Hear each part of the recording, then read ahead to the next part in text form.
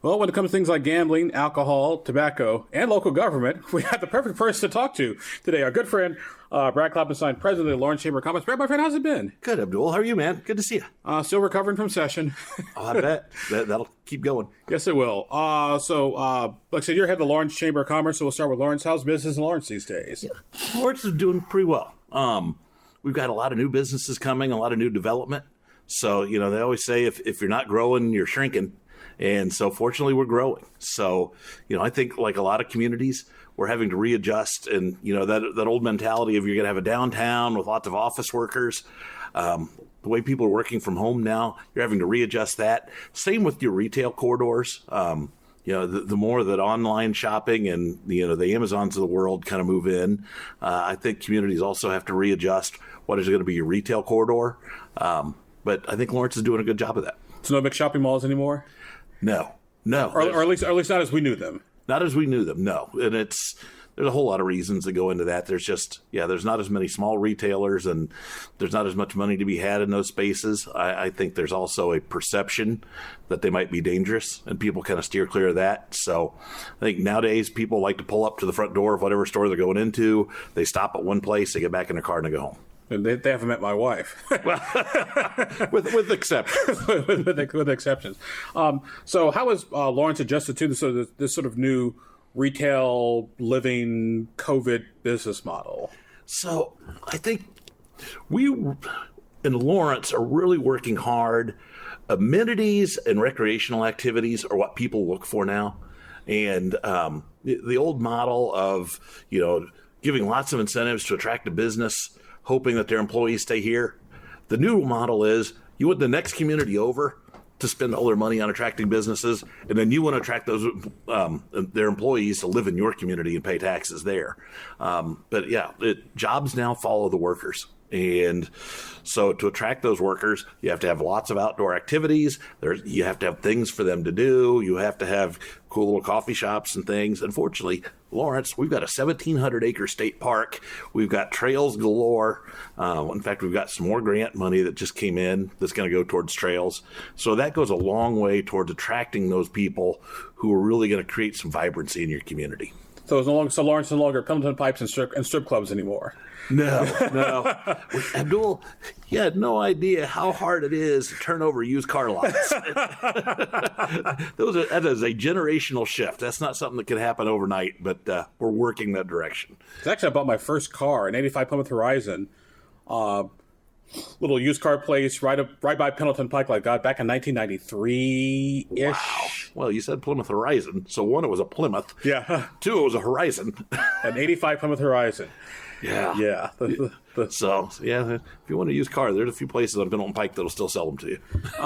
Which brings up another question. Because like I said, obviously Indianapolis was a big manufacturing place for a while. Then we moved to the service industry. And now we're talking about data centers. I know that came up in the conversation you folks had today at the Chamber sort of annual, sort of weekly, monthly luncheon. Has Lawrence had to worry about sort of a data center issue? I know data centers are big in Decatur Township. It's a major big deal, major conversation. But here, the northeast corner of Indianapolis, so you got Hancock County over here and Hamilton County up to the north. Yeah, some of that Lawrence is not really dealing with data centers just because, by and large, Lawrence Township's built out. So, data centers typically want 100 acres or more. We just don't have any 100-acre parcels left. We've got one big warehouse that's currently sitting empty, and I know that there's been some discussions on whether or not that could be retrofitted into be a data center. It's funny, I had this conversation with my wife just yesterday, and we were talking about data centers and how data centers can attract other businesses just because a lot of times there's a lot of businesses that are dealing with microseconds. And the closer you can be to that data center, the quicker you can get the data that you need. And so, while a lot of times AI, people are using it to create flyers or use it like a fancy Google. Or turn themselves into superhero people. Well, or that.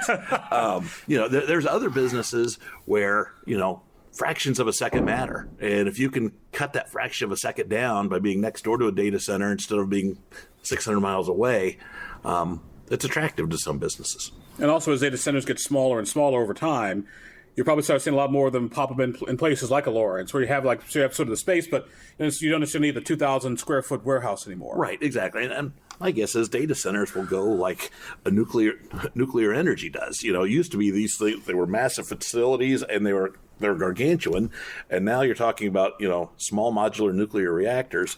Data centers can be the same way, where they don't have to be in 1 million square feet. You can have them in 50,000 square feet, and you can have a whole bunch of them that are just linked.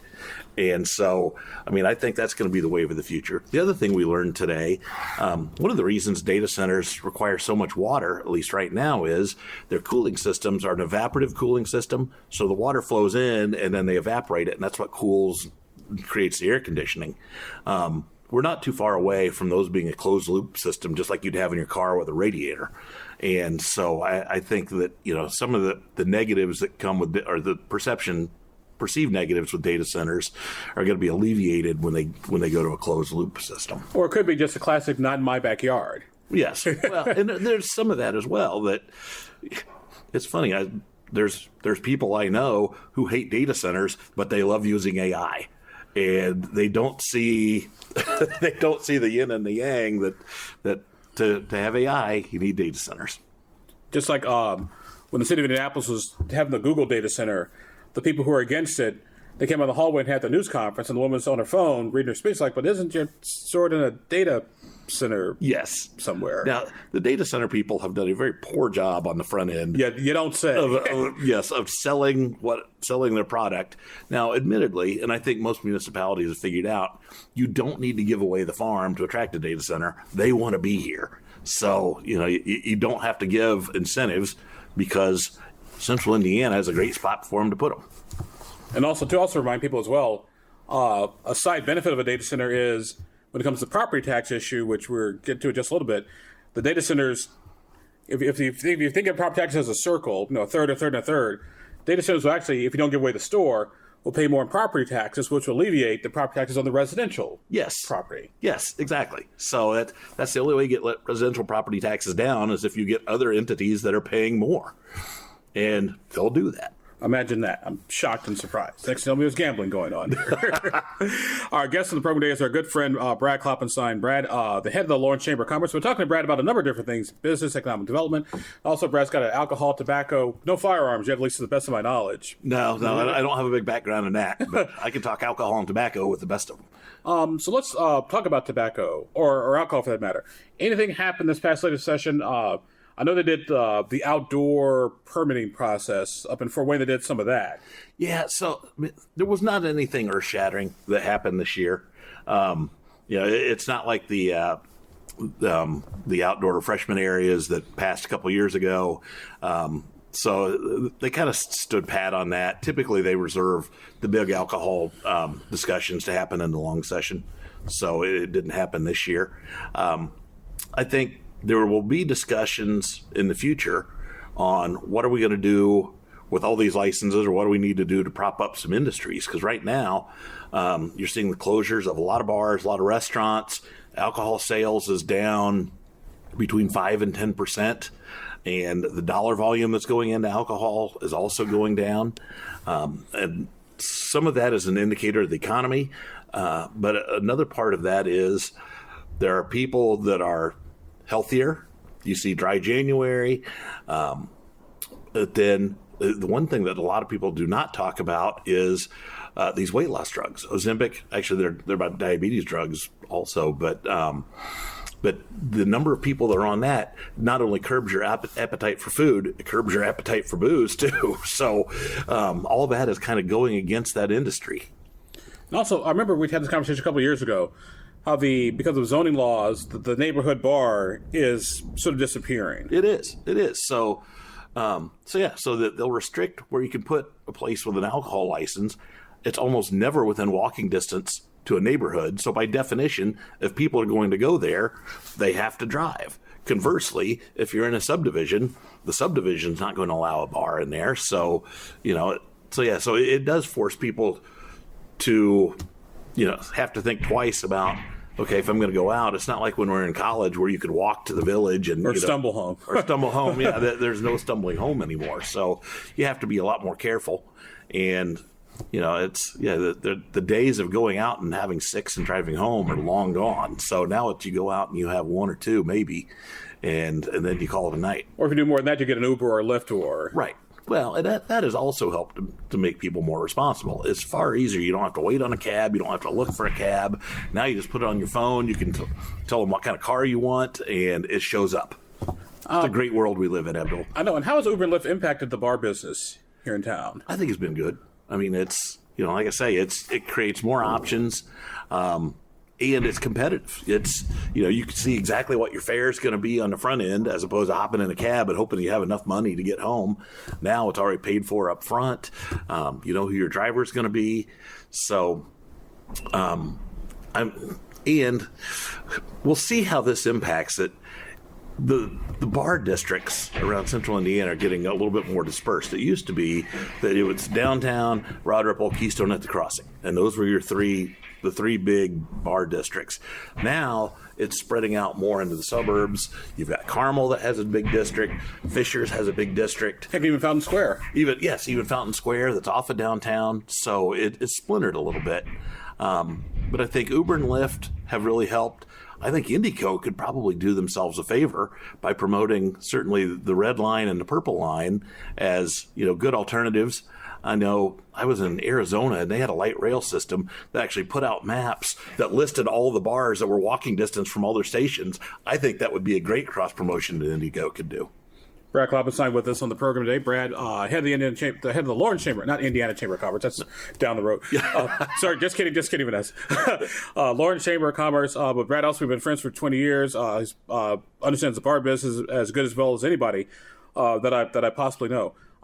Switch over to gaming and all that fun stuff. Obviously, there's like an extra gaming license now that nobody wants. Well, there are people that want it.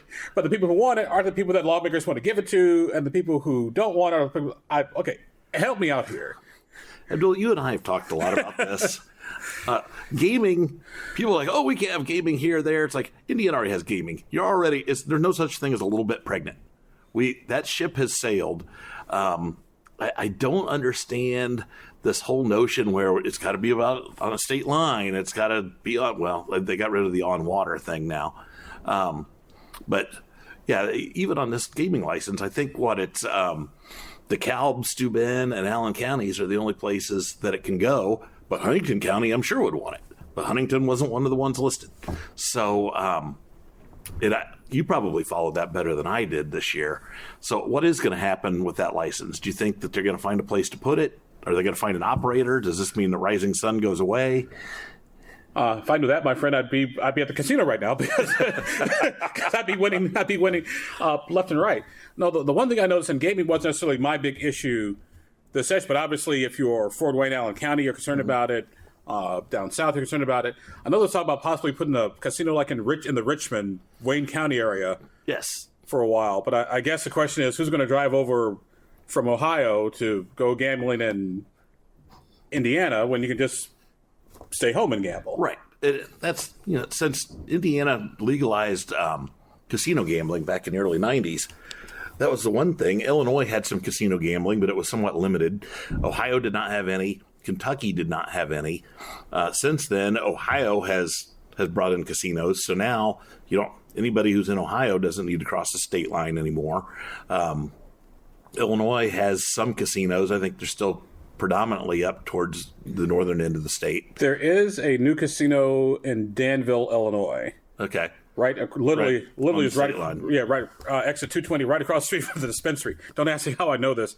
I just do because it's still, my old home. Yeah. And every once in a while, I go back to practice law, and I noticed the casino just went up there a couple years ago, and that corner, it's like, wow, the fact that another casino, there's that much of a market demand for it. It was 2:00 in the afternoon on a Tuesday, and the place was busy. Like, don't these people have to work, get a job? Well, and much like we were talking about with the bars a little bit ago, casino industry now has threats from people. Anybody can gamble on their phone now. I mean, you can do sports gambling from the palm of your hand, no matter where you are. You could be at a bar, you could be in your bed, you could be at work. And so people that have that itch to gamble, you don't have to go to a casino anymore. You don't have to go to a horse track. Yeah, now you can just do it, and you can bet on sports. Now, this does beget the question, and I want to ask your opinion. How long until the horse tracks come back and say, hey, we're not making any money on the horses? Next year. Do we have to run them? Next year. That's happening? Okay. It's all... you can see the groundwork is already being laid beforehand. That's why you don't complain about somebody else getting something. But when it's your turn, it's like, hey, my horse track needs, XYZ to survive. And I think it's interesting because I was in Shelby County last week for a court hearing. And so just spoke about the casino for an hour. Like, wow, I remember this was just a horse track race, and that was it.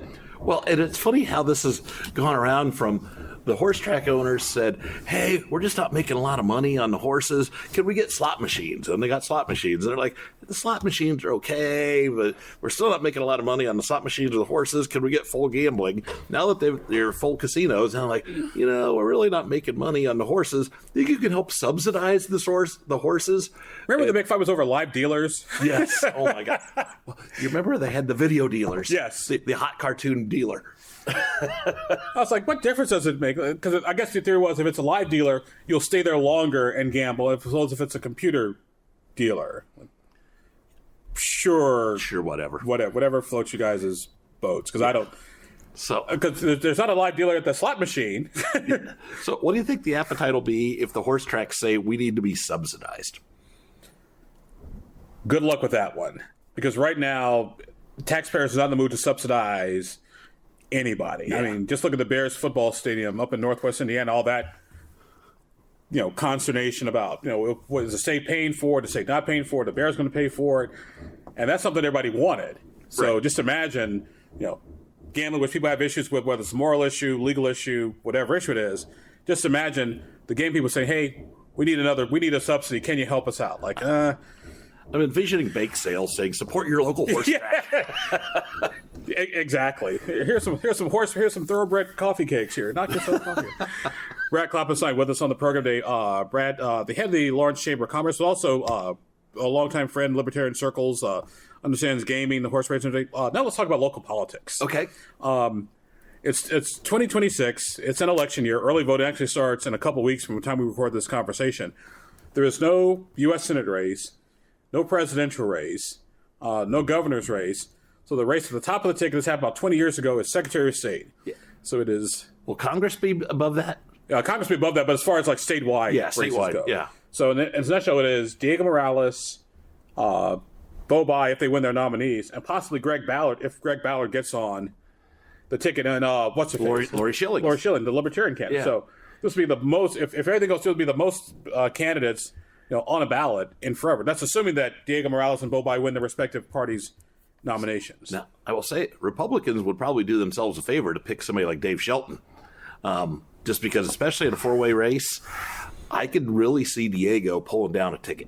And, you got Ballard, who's former Republican, who's now wanting to start his own Lincoln Party.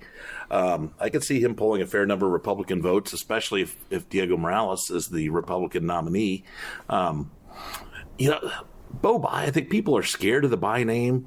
But if you remember, his dad lost pretty handily the last time he ran for U.S. Senate. So I'm not sure that Bai name carries the weight that it used to. But he's charming. But I'll also argue too, 2016 was also a weird year in the sense that at the top of the ticket was Hillary Clinton, who was just hated by a lot of moderate Democrats and Republicans. So I think Hillary at the top of the ticket really hurt the Democrats. Hurt John Gregg, because it was John Gregg's second bite at the apple. Evan Bayh, who's running for the U.S. Senate, is like, is this VH1 I Heart the 90s? Because that's what this looks like. And I wasn't even here then. So there's a lot of things that are of interest there. I mean, obviously, the Secretary of State does business services and, the election administrator. The fact that anybody knows the name of the Secretary of State tells you that the Secretary of State's probably doing something wrong. If they were doing that job properly, nobody would know who it is. That being said, I am curious to see whether the Ballard folks can get the signatures together, which I don't think he would have tried. You'd make this attempt if they didn't think they could get there. But they need 39,000. 50,000 altogether. Yeah. Because you got to have a signature to replace the ones that You get. need at least 50. Yeah. That's because you'll end up having people who they're not registered where they say they live and all that. But assuming that they get on, then the Secretary of State's race, and nobody would know this unless you're way deep inside baseball, but your local election board by each county, it's the top 2 Secretary of State vote getters in that county determine who the appointees are to that election board. So, even a Greg Ballard, even if he doesn't win, if he finishes second in some counties, then his organization is going to be appointing one of the 3 election board members. Which would explain the Lincoln Party. Yes. That's what I was trying to tell people. Like, why? Like I said, he was running as independent, but then he formed his political party. Like, well, it's a little more involved than that. To the untrained eye, looks like the ballot, the mayor, the former mayor isn't independent. Well, he is independent. He's not a Republican or a Democrat or Libertarian. He's a 4th party, and they had to establish the Lincoln Party. So in case they do win and come in second in some counties, they get to appoint one of those members of. Yeah. Which the Libertarians, same way. If Lori Schilling does well and finishes second in some counties, I am curious to see what that does to Libertarian vote totals. I mean, I can't imagine that it would help. Which any party that wants to be automatically on the ballot for the next 4 years, they need to get at least 2% of the vote in the Secretary of State's race to maintain that ballot access. And then if you get 10%, then you're in the primaries. So, Libertarians, just for survival, need at least 2. And I think they'd like to get 10 just to be a part of the primary system. But then Ballard and his people are doing the same thing. So that could be a really interesting race where, in theory, somebody with 29 or 30% of the vote could be our next Secretary of State. And also, too, it reminds me, too, once again, how ticked off people are. Yes. And just sort of how I've seen people angry before, but it was usually over an issue. Like, for example, the property tax issue that got Greg Ballard elected in the first place, people were mad about their property taxes. In 2010, they were mad at Barack Obama and the Democrats for everything. Then later on, people were mad at Republicans. But this is just sort of, it's not so much anger, it's almost sort of hatred of politics these days. Well, you've done polling recently that shows that more people identify as independent or unaffiliated than even the combined Republicans and Democrats. So, there's more and more people that consider themselves independent, which then kind of opens it up to the picking and choosing on the ballot. I mean, Indiana is one of only 5 states that still allows straight ticket voting. If we got rid of straight ticket voting, Republicans and Democrats would be in trouble. It would be game on. It would be game on. And and the dirty little secret is, as much as people say they hate straight ticket voting, the party establishment wants to keep it because it makes their life so much easier. Well, as you recall, it wasn't that long ago. There were a couple of years in a row where there were bills going through the legislature that would have removed straight ticket voting. And there was one that was on the cusp of passing, and all of a sudden it went away. And I think that was a lot of county officials started calling their elected officials at the State House saying, listen, we need straight ticket voting around here. You better not get rid of that. And also, I think it's funny, too, that it's even more in the smaller, more rural counties than it is, in the quote-unquote the big city. Right.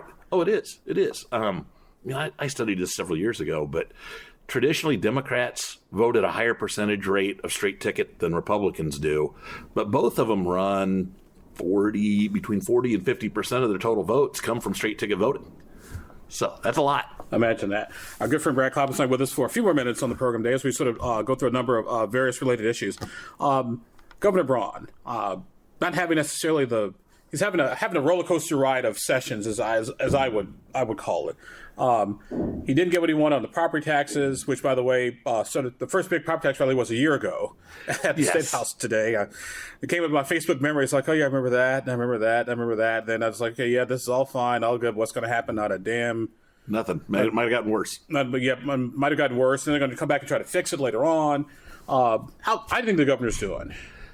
I think he's struggling, and his approval ratings kind of show that. The one big issue, which I feel like he was kind of guilted into doing it by Rob Kendall last year on the property tax issue, and then they kind of half-assed it, and they didn't get exactly what they wanted.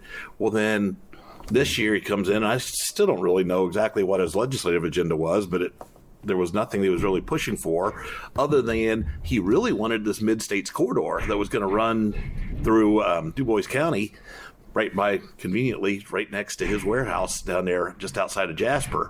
And once people started realizing that was going to be billions of dollars to a road that the locals down there didn't want, and then he lost that fight. And he's also ticked off all his neighbors. I mean, if you think he's unpopular in Central Indiana, he is really unpopular in Du Bois County. So he's got a problem. And also, I think it's interesting too that when I saw this, like, hey, that's funny, because I took the stadium bill and just kind of ran through the program like, hey, is there any little nuggets? And like, wait a second. They basically took the Mid-States Corridor project and put it in state budget committee because it's more than $250 million through one county. Like, I got to give the guys credit. That was brilliant. Yeah, well, this whole redistricting thing made a lot of people, there was a lot of playing chicken, and I think the governor lost on some of that. And, the legislature did not cave in to his demands.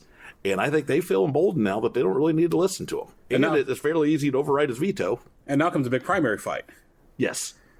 So, yeah, the questions are looking 2.5 years down the road. Does Mike Braun run for re-election? And, where's he going to stand 2 years from now? So I'm probably sitting at a farm in Jasper and look at the road, look at the nice interstate going by and call it a day. But that's just me thinking out loud right here, right now. Anything else on your mind, my friend? Got a bit of left or so? No, I appreciate talking to you. I just think the business community in Indiana, I think, is doing fairly well, especially compared to our neighbors. And, if you just look over the last several years, while states like Minnesota and Michigan have had an outflow of residents, Illinois especially has had an outflow of residents, Indiana, as much as we say we have problems, we're on the right track as far as bringing in residents, bringing in employers. Heck, the Bears are looking at moving to Indiana. So, but Indiana's getting played on that one. Indiana's just a side chick on that one. Sorry, he's not going to leave his wife. Sorry, it's not going to happen. Because he said he loved us. Yeah, yeah, that's what they all say, sweetheart. That's what they all say. He's a man. He lies. Trust me, I know. Plus, it's Illinois that makes him lie even more. Yeah, but at least that has brought some life to Northwest Indiana, and and I think that even if the Bears don't come, other people and other employers and businesses are going to look and say, all right, this could be a viable area. And so I think as long as we continue to play off the crossroads of America and just say, all right, we don't have beaches or mountains other than Michigan City and up on Lake Michigan. But what we do have is transportation infrastructure, and we're close to a lot of population bases. And if we keep playing that, I think we're going to do great.